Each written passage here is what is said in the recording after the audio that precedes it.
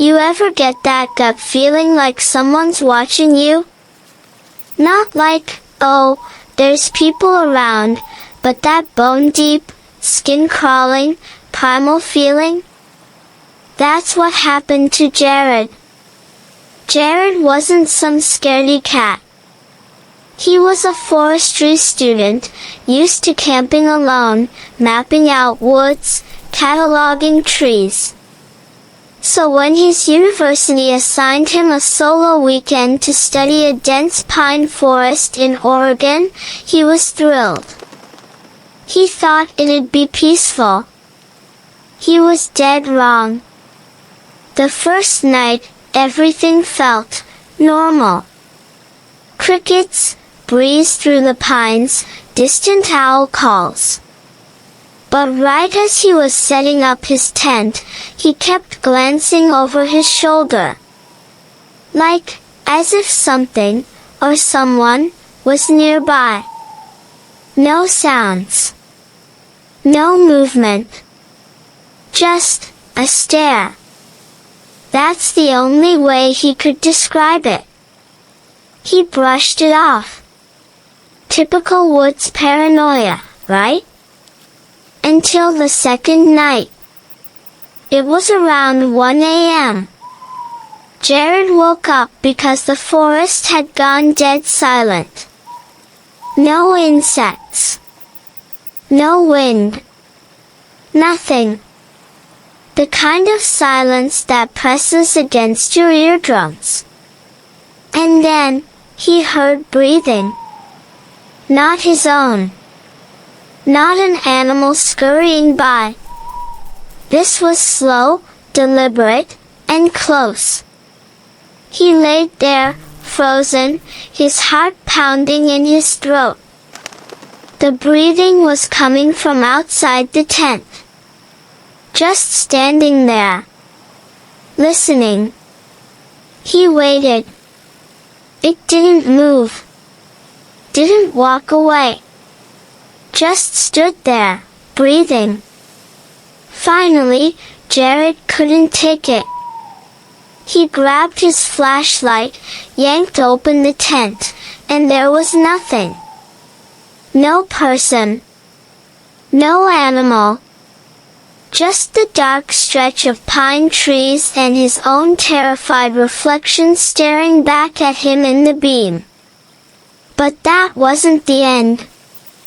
When he turned back to his tent, the zipper had been slightly opened. Just enough. Like someone had been watching him through it the entire time. Jared didn't sleep the rest of the night. At first light, he bolted. And as he was packing up, he found footprints. Bare, human footprints. Circling his tent. Here's the thing, no other campers were supposed to be in that section of the forest. Jared was assigned alone. To this day, he swears, someone, or something, was out there. Watching.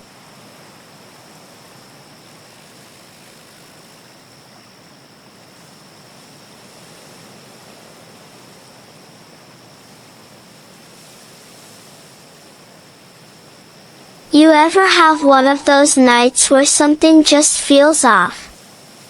Like, the air in your own house feels too still, like the walls are listening?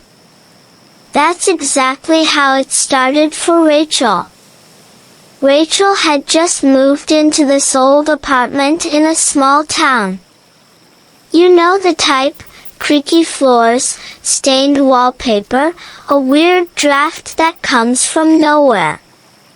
But hey, it was cheap, and she was on her own for the first time. The first week was uneventful.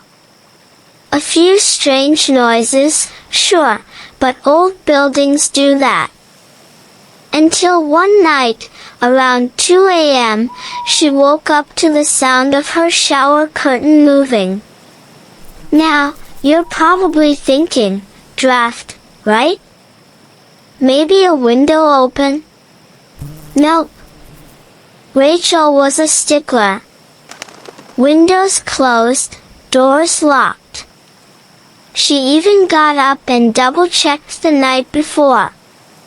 But there it was. A soft, slow rustle, like fingers brushing against the fabric. Rachel sat up in bed, heart racing. Her bathroom door was slightly ajar, and through the crack, she could see the curtain, swaying gently. She called out, "Hello?" Nothing. She grabbed her phone, flipped on the flashlight, and made her way to the bathroom. With every step, that feeling of being watched got heavier. Her hand was shaking as she reached for the curtain. With one swift motion, she yanked it open, empty. No one was there. But the mirror was fogged up, like someone had just taken a shower. And on the glass, faintly drawn with a finger, was a single word, "Hi." Rachel's stomach dropped. She hadn't showered that night. She didn't sleep. But the worst part came 2 days later.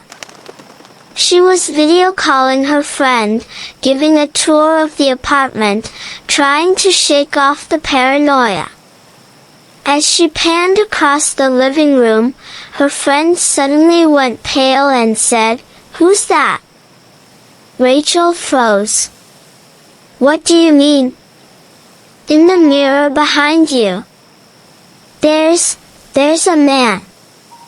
He's just standing there." Rachel spun around. No one. But in the reflection, just for a second, she saw it too. A tall, shadowy figure. Unmoving. Watching. She moved out that night.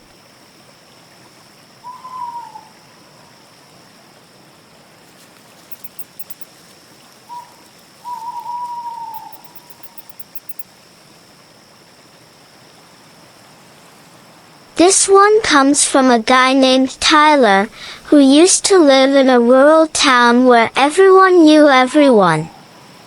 You'd think a place like that would feel safe, right? But Tyler learned the hard way that sometimes the creepiest things don't come from strangers, they come from places you've passed 1,000 times without noticing. Behind Tyler's neighborhood was a big grassy hill. No trees, no paths, just this open slope that overlooked the entire town. Kids used to play up there during the day, but for some reason, nobody ever went up after dark. It wasn't a superstition, no old town legend, just an unspoken rule. One summer evening, Tyler and his friend Jake were hanging out, bored out of their minds. You know how it is in small towns, nothing to do, nowhere to go. That's when Jake got the brilliant idea, "Let's go up the hill." Tyler hesitated. "Isn't it kind of off limits after dark?" Jake laughed. "Dude, it's just a hill. Come on." So they grabbed some flashlights and went. The climb was easy, but as they got higher, the town lights seemed to dim, like the hill was swallowing them up. By the time they reached the top, the town looked far away, like they were staring down at a different world. That's when they saw it. On the far end of the hill, just outside the beam of their flashlights, was a figure. Not moving. Just standing. Watching. At first, they thought it was a prank. Maybe someone else from town messing with them. But the figure didn't flinch, didn't react to their shouts.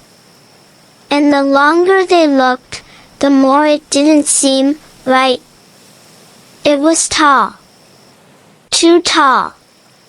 And thin, like a scarecrow, but without the awkward stiffness. Its posture was too natural, too deliberate. Like it was choosing to stay perfectly still. Jake, being the idiot he was, decided to approach. Tyler stayed put, watching as Jake's flashlight beam got smaller and smaller. Suddenly, Jake stopped dead in his tracks. "Dude," he whispered, barely audible, "it's got no face." That was enough. Tyler shouted at Jake to run, and they both bolted back down the hill. But as they reached the bottom, something made Tyler glance back. The figure was gone. But now, at the edge of the hill, stood something else, two small glowing dots, hovering just above the grass, like eyes. Watching. Following them as they fled. For weeks after, Tyler swore he felt eyes on him every time he walked past that hill. Day or night, it didn't matter. The hill was watching. He never went back.